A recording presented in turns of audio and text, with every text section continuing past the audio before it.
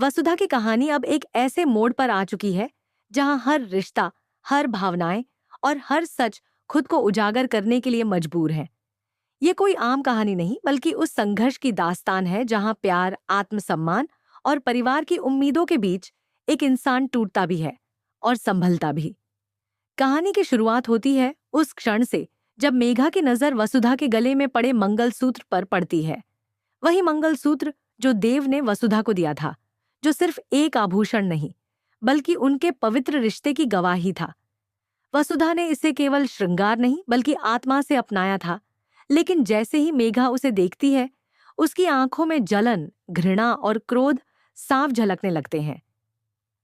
वह बिना किसी देरी के वसुधा के पास पहुंचती है और तान कर कहती है, अगर चाहती हो कि तुम्हारा सच इस घर के सामने ना आए, तो अभी इस मंगलसूत्र को उतार दो। वसुधा, जो हमेशा सबके लिए खुद को भुलाती आई है, अपने आत्मसम्मान को फिर से त्याग देती है। कांपते हाथों से वह देव की दी हुई उस निशानी को उतार देती है। लेकिन यह केवल त्याग नहीं था, यह उस तूफान की शुरुआत थी जो अब सब कुछ बदलने वाला था। इसके बाद घर में सगाई की तैयारियां जोरों पर हैं। रोशनी, संगीत और हंसी के बीच सब कुछ खूबसूरत लग रहा है। लेकिन यह बाहरी चमक एक गहरे झूठ और धोखे की परत को छिपाए हुए है। मेघा और देव की सगाई हो जाती है। हर कोई खुशी मना रहा है, लेकिन एक शख्स है जो इस खुशी के बीच टूट रहा है, अविनाश। उसे यह समझ नहीं आता कि उसका भाई देव मेघा जैसे इंसान से सगाई कैसे कर सकता है, जिसे वह हमेशा वसुधा का दुश्मन मानता आया है। अपने गुस्से और दर्द को शराब में डुबोने के बाद वह नशे में झूमता हुआ देव के कमरे में घुस जाता है। वहां वह देव का कॉलर पकड़कर चिल्लाता है, तू गलत कर रहा है भाई।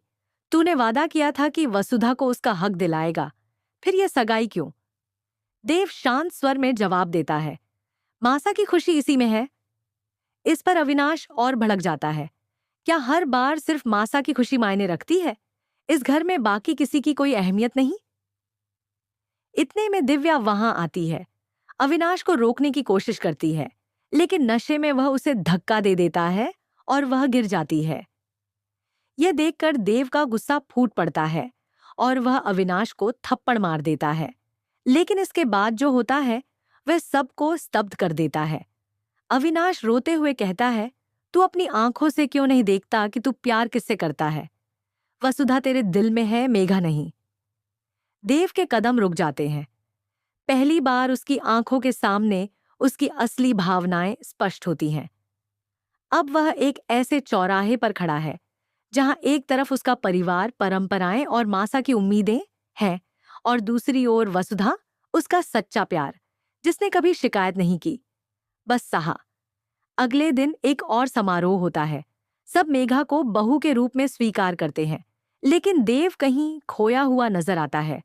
उसकी आंखें वसुधा को खोज रही होती हैं, जो दूर खड़ी होकर सब कुछ चुपचाप देख रही होती है। तभी मासा सबके सामने घोषणा करती है, अब मेघा इस घर की बहू है। यह सुनकर देव और ज्यादा बेचैन हो उठता है। अब वह चुप नहीं रह सकता। वह सामने आता है और कहता है, मुझे कुछ कहना है। पूरे घर में सन्नाटा छा जाता है। मेघा के चेहरे का रंग उड़ जाता है। देव सबके सामने कहता है, मैं मेघा से शादी नहीं कर सकता, क्योंकि मैं किसी और से प्यार करता हूं, और वह है वसुधा। पूरा माहौल जैसे थम जाता है। अब सच्चाई सामने आने लगी है। देव का यह फैसला न सिर्फ रिश्तों की दिशा बदल देगा, बल्कि पूरी कहानी का रुख भी। अब सवाल यह है, क्या मासा इस सच्चाई को स्वीकार करेगी? क्या मेघा एक और साजिश रचेगी? या क्या आखिरकार वसुधा को उसका सच्चा प्यार मिलेगा? तो वह गुस्से में अपना आपा खो बैठती है और सीधा मेघा पर हमला कर देती है। वह उसे सख्त लहजे में चेतावनी देती है कि उसके साथ दोबारा चालाकी करने की कोशिश भी मत करना, वरना अंजाम बेहद गंभीर होगा। करिश्मा का तेवर यह साफ करता है कि वह अब किसी भी साजिश को चुपचाप सहने वाली नहीं है। इस पर मेघा खुद को निर्दोष साबित करने की कोशिश करती है और कहती है कि वह कुछ भी गलत नहीं कर रही। वह दावा करती है कि वह के जोड़ा से ही शुरुआत करने वाली है, ताकि सबको उसकी ताकत का अंदाजा हो सके। दूसरी तरफ वसुधा पहले से ही परेशान चल रही है। उसकी चूड़ियां उसकी चाची ने तोड़ दी हैं, जिससे वह बेहद आहत और दुखी महसूस कर रही है। वह इन सब घटनाओं से उबर भी नहीं पाई थी कि उसे देव से मिलना होता है। देव को देखकर वसुधा थोड़ी देर के लिए अपनी तकलीफ भूल जाती है और उसे सगाई की बधाई देती है।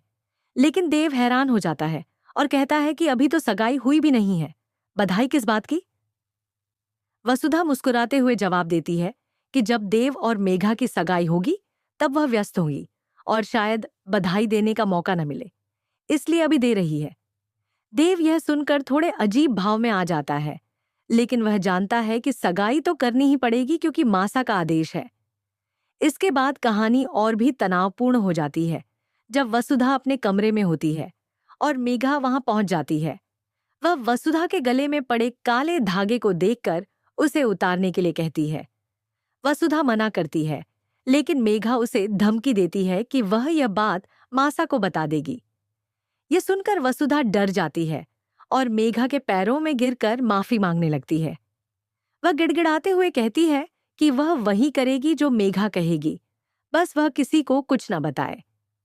वसुधा मजबूरी में मंगलसूत्र उतारने लगती है, लेकिन ऐन वक्त पर रुक जाती है। तभी मेघा गुस्से में उसका अपमान करने के लिए हाथ उठाती है, लेकिन वसुधा उसका हाथ पकड़ लेती है और डटकर जवाब देती है कि वह मेघा को एक्सपोज करके ही रहेगी। तुम एक नौकरानी हो और फिर भी मेरी सौतन बनने का सपना देख रही हो? मेघा की आवाज में तिरस्कार और गुस्सा साफ झलक रहा था। उसने यह भी कहा कि वह अब और सहन नहीं करेगी और आज ही पूरे घर वालों को वसुधा की असलियत बताएगी। वसुधा डर के मारे कांपने लगी। वह तुरंत मेघा के पैर पकड़कर विनती करने लगी, मुझे माफ कर दीजिए, प्लीज यह बात किसी को मत बताइए। उसकी आंखों में डर और मजबूरी साफ नजर आ रही थी। मेघा ने कुछ पल सोचने के बाद कहा, ठीक है, मैं किसी को यह बात नहीं बताऊंगी, लेकिन एक शर्त है। मेघा की शर्त थी कि वसुधा को वह मंगलसूत्र उतारकर फेंक देना होगा। मेघा ने साफ शब्दों में कह दिया कि अगर वसुधा ऐसा नहीं करेगी तो वह घर वालों को पूरी सच्चाई बता देगी।